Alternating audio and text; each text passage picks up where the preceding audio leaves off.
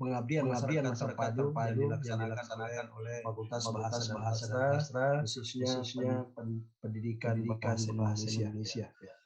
Puji syukur kita panjatkan kepada Allah Ta'ala pada hari ini kita sempat hadir dalam virtual, kita semangat dalam melaksanakan kegiatan pengabdian pada masyarakat terpadu yang dilaksanakan oleh Fakultas Bahasa dan Sastra. Perlu saya sampaikan bahwa memang pesan Bapak Rektor bahwa dalam jangan gara-gara pandemi COVID ini sehingga tidak melakukan kegiatan penelitian dan pengabdian pada masyarakat. Beliau mengatakan bahwa lakukanlah dengan penuh dengan inovasi, penuh dengan kreativitas sehingga pelaksanaan kegiatan pengabdian pada masyarakat ini bisa terlaksana. Dan pesan yang kedua Bapak Rektor, berikanlah yang terbaik kepada masyarakat yang memang memiliki masalah baik itu di sekolah maupun di masyarakat umum sehingga berikanlah solusi dari tinggi apa yang dia butuhkan masyarakat yang di lokasi masyarakat. Dan Bapak Rektor juga menyampaikan bahwa jangan berikanlah solusi yang terbaik kepada masyarakat.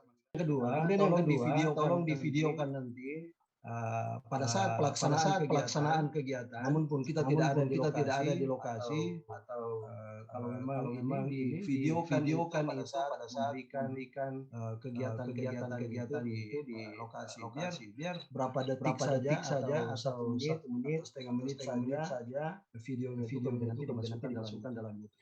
Nah, itu memang persyaratan luaran yang harus dipenuhi dari para pengabdi karena kami yakin bahwa sesuai tadi ketua panitia itu mengatakan bahwa ini dari perguruan tinggi ya. Dharma perguruan tinggi karena bukan dosen kalau tidak mengabdi ya. Itu pun bukan meneliti dan harus kita lakukan. Nah, kemudian yang akhir bulan Agustus nanti kami akan memberikan monef kegiatan pelaksanaan ya dengan teman-teman kita melaksanakan ini ya mencakup ya sekecamatan Kimonjong ya ini berikutnya mungkin di tempat lain ya kalau tetap di Goa ya di kecamatan lain lagi ya jadi sehingga kita semua mengenal bahwa ada kegiatan pengabdian masyarakat yang dilaksanakan oleh Fakultas Bahasa dan Sastra untuk masyarakat ya masyarakat di terutama di Kabupaten Goa ya. Ada juga yang tahun lalu kayaknya di Kabupaten Pindrang ya kita juga melaksanakan dulu di sana dan ada juga di Nendrekang ya. Ini semua adalah apa namanya inisiatif dari teman-teman semua sehingga pengabdian pada masyarakat ini berjalan yang baik. Dan insya Allah kalau PMBP kita naik ya tentu kita akan berusaha untuk menambah lagi untuk pendanaan ini. Kalau misalnya kuantitasnya dikurangi ya tentu kualitas yang diutamakan. Dan tergantung dari sedikit banyaknya biaya pendanaan sehingga tentu kualitasnya juga akan baik. Bapak Ibu sekalian yang saya hormati, tentu materi yang akan dijalankan atau dilaksanakan Bapak Ibu sekalian adalah tentu sesuai dengan kebutuhan para mitra kita, ya. Para mitra kita di Kabupaten Goa, khususnya di Kecamatan dapat terlaksana pada hari ini. Karena itu saya selaku ketua tim menyampaikan terima kasih dan penghargaan kepada anggota tim Profesor Dr. Ibu Kemonlai Minhum, Rosita Desriani dan Pak Sulhan sebagai pendukung, serta tentu saja segenap peserta yang memilih program pelatihan ini untuk meningkatkan pengetahuan dan keterampilan dalam menulis kreatif cerita pendek berbasis lingkungan alam. Ya. Karena itu izinkan saya juga memberikan sedikit pencerahan terhadap apa yang menjadi tujuan dari pelaksanaan kegiatan pelatihan ini. Kita tahu bahwa Bapak Ibu sebagai guru di tingkat pendidikan dasar, tentu saja sebagai guru akan membekali siswa murid sebagai peserta didik pengetahuan tentang menulis kreatif cerita pendek ini. Ya.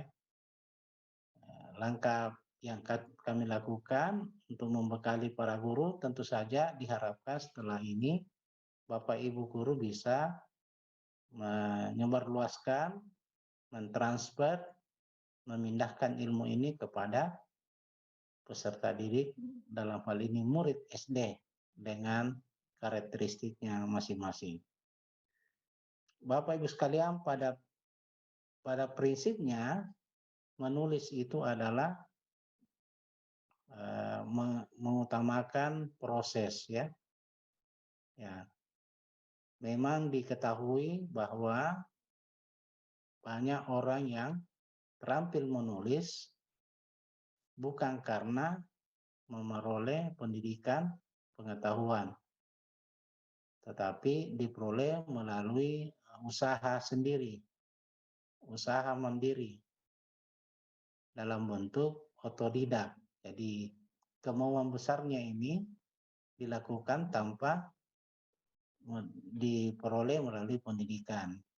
Ada juga orang terampil menulis karena bakat, talenta, ya, yang telah ada sejak awal.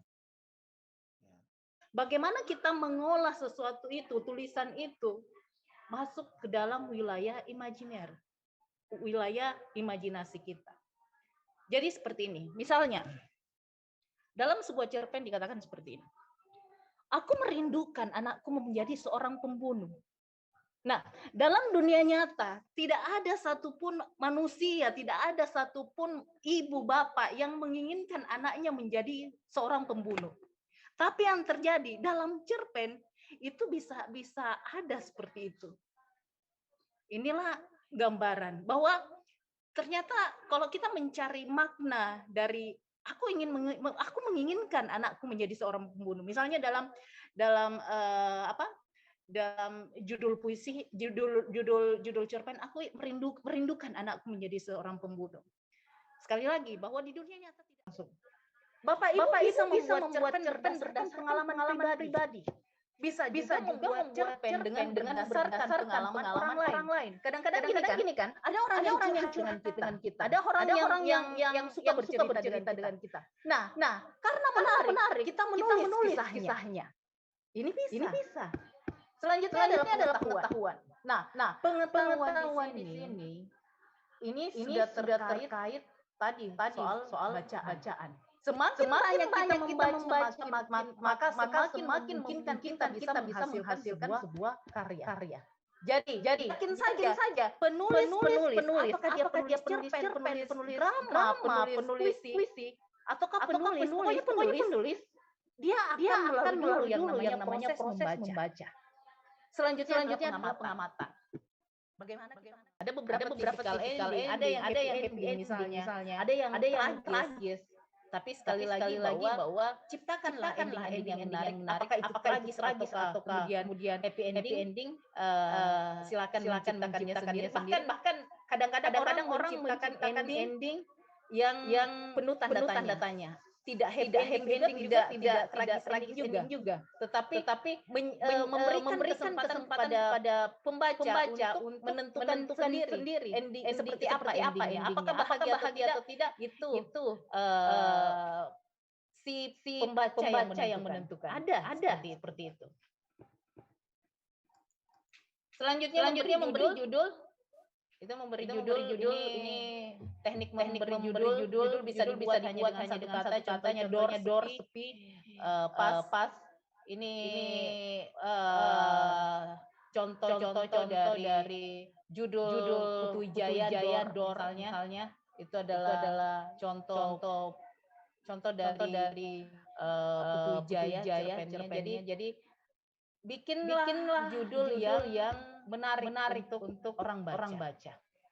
Jadi kadang-kadang selama menjadi guru sudah pernahkah menulis cerpen atau sudah adakah cerpen yang diproduksi oleh Bapak Ibu guru?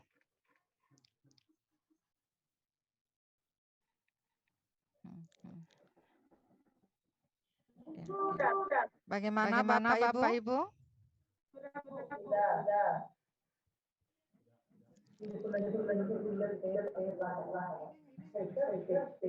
Silakan yang menjawab.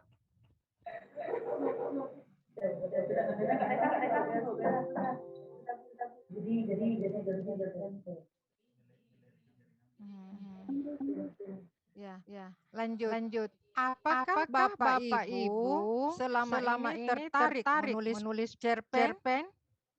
Tertarik. Sudah pernah mencoba menulis? Sudah pernah. Adakah permasalahan yang dihadapi dalam menulis cerpen? Ada Bapak Ibu? Ada. Kemudian menulis cerpen dalam bahasa Makassar. Kadang ya, judulnya sederhana, tapi dapat menyentuh hati pembacanya. Ya. Kemudian bagaimana? Jadi berbagai cara. Bagaimana boleh berangkat dari kelong, kemudian mengembangkan kelong menjadi cerita menjadi drama dan sebagainya. Tidak ada kata terlambat jika mau memulai. Daripada tidak mengerjakan sama sekali. Jangan takut salah. Tapi mulailah karena tulisan itu adalah warisan yang dapat mengingatkan dan dapat memberikan motivasi bagi orang lain agar orang lain dapat berbuat seperti penulis yang lain. Oke. Terima kasih. Assalamualaikum warahmatullahi wabarakatuh. Kita dulu ya, karena ini virtual.